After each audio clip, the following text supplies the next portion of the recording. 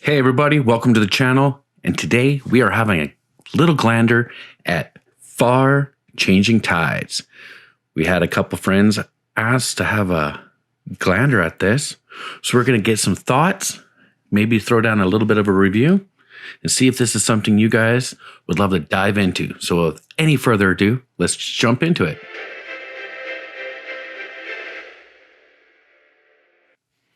All right, guys, we are diving in to Far Changing Tides. Now, if you know me, I love these smaller, medium-sized indie games. I think they have a lot of character, and the storytelling usually a 10 out of 10. Well, Far Changing Tide has not missed a beat. All right, this is an amazing adventure puzzle style game, and right off the bat you're just thrown into like this apocalyptic story where the world is flooded. We've got like a water world situation going. I pretended I'm Kevin Costner in this. Right off the bat, you're gonna see like in the background here, there's a picture of a sub, and there's like hundreds of little tiny puzzles that we have to do. As we're starting off and we're in this disaster zone, we get like this tank, submarine, I want to say floating device, but also like a propeller, and that's hooked to us.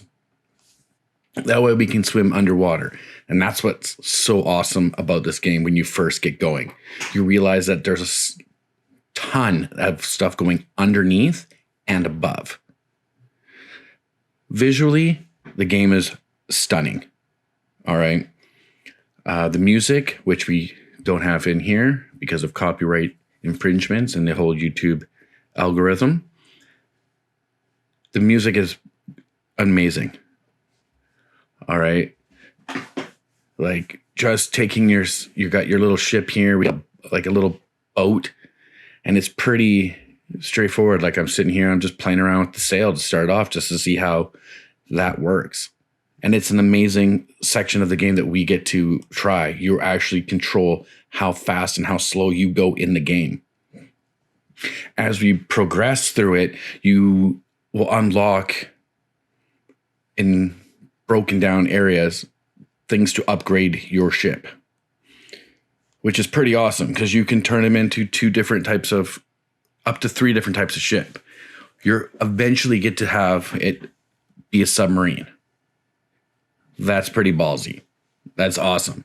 And when you get to that point, you're going to have a fun time because you can go under the water, you can be above it using the sails, or you can be underneath piloting with the fishes.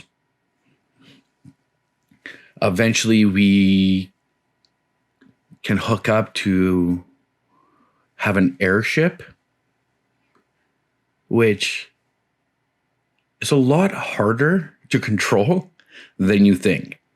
But the puzzles and the environment work together. They work perfectly is what I'm trying to get at. They're like one in another. Oh, that sounded bad. Anyways, the puzzles and obstacles that are happening in this game, you have to slowly unlock. As you're continuously unlocking them and solving these puzzles, you learn more about it. The developers of this game don't put a lot of words in. They allow you to explore and enjoy the game for what it is. And that's amazing. You just can be sunk right into this and play it for hours.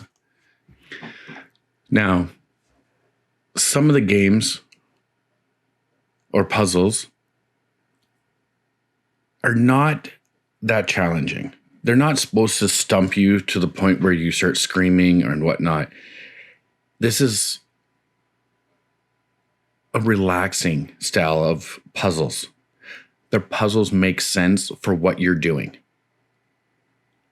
So enjoy it when they come. Take a second and have a look around. You'll notice that a lot of the items and stuff you're supposed to use have a blue tinge to them.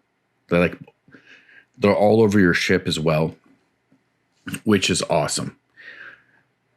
It really does help when you're looking for it and what you're looking for. I love and appreciate a great side scroller. As a person who has played multiple games over multiple generations of gaming, I get it and I like it. There's something nostalgic, but simple, but also engaging. And I felt like I had the opportunity to be engaged in this, which I wanted to know more about, because as you unlock certain little puzzles and you see new environments, you'll start to understand what they were worshiping or not, or they might have known things were coming on, which excites me about a game. It really pulls you in without making you sit and read like 6 hours of lore and visiting every tower and book in the entire game just to get an understanding of what's going on. The parts where you have a submarine are done so well. I'll give them that. They did a great job doing that. I never feel like it's weird, if that's the best way to put it. The ship is fairly easy to understand and get going.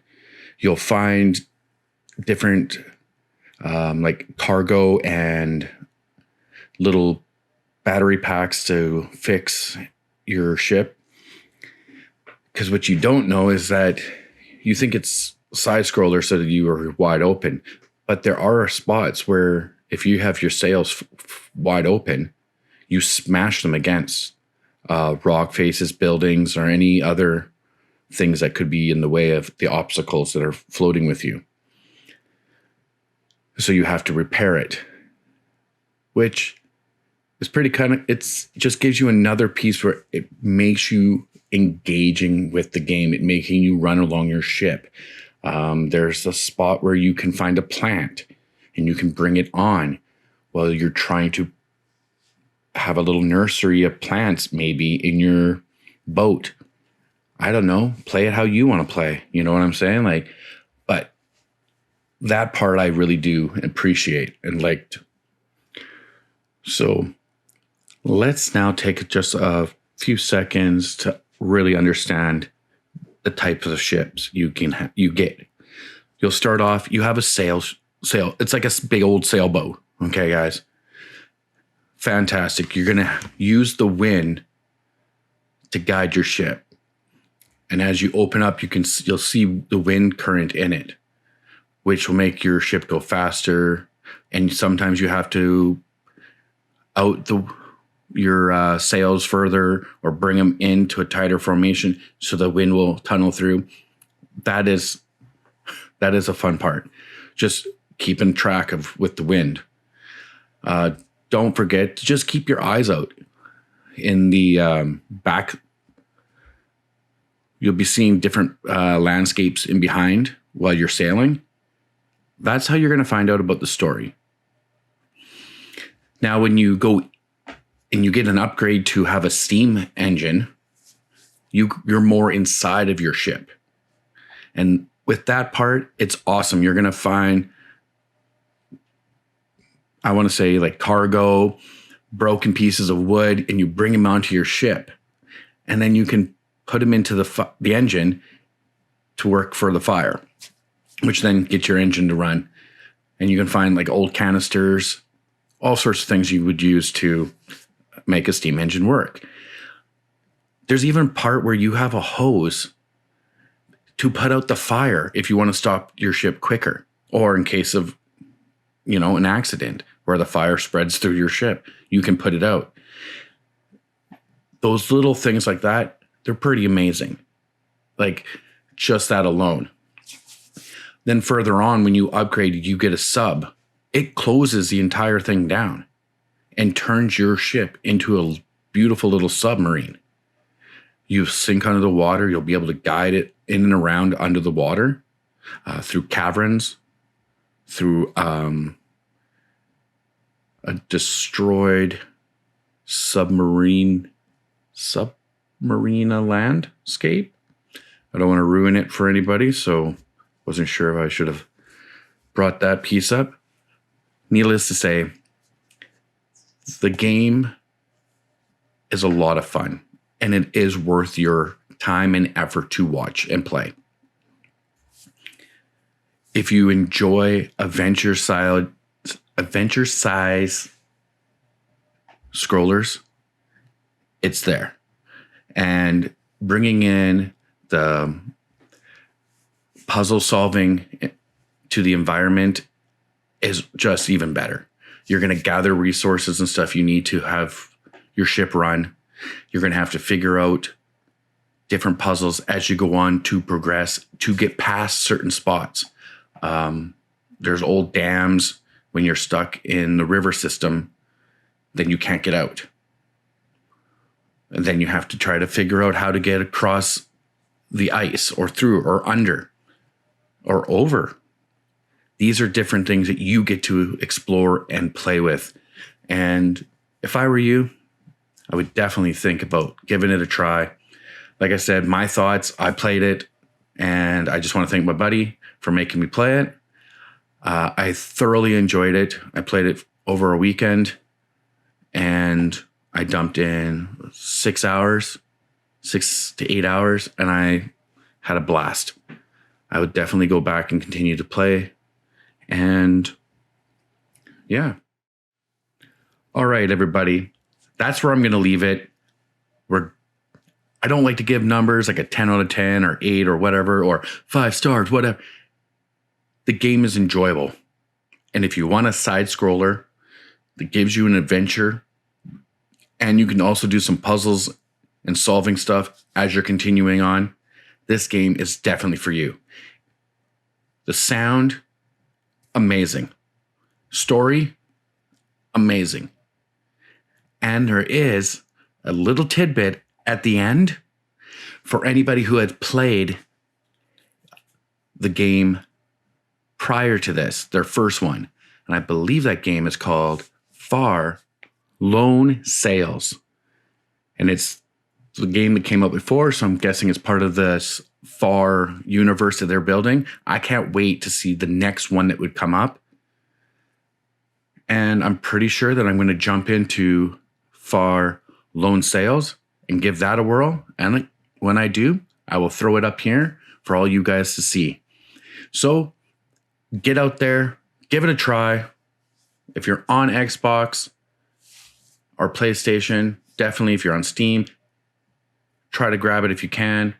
Far Changing Tides. It is worth your time, and you will have a great time doing it. So leave some comments down below. Let me know what you guys think. Make sure you guys like and subscribe. And if you wanted more of what we're doing now with this, let me know. And like always, keep on gaming and bring your rage.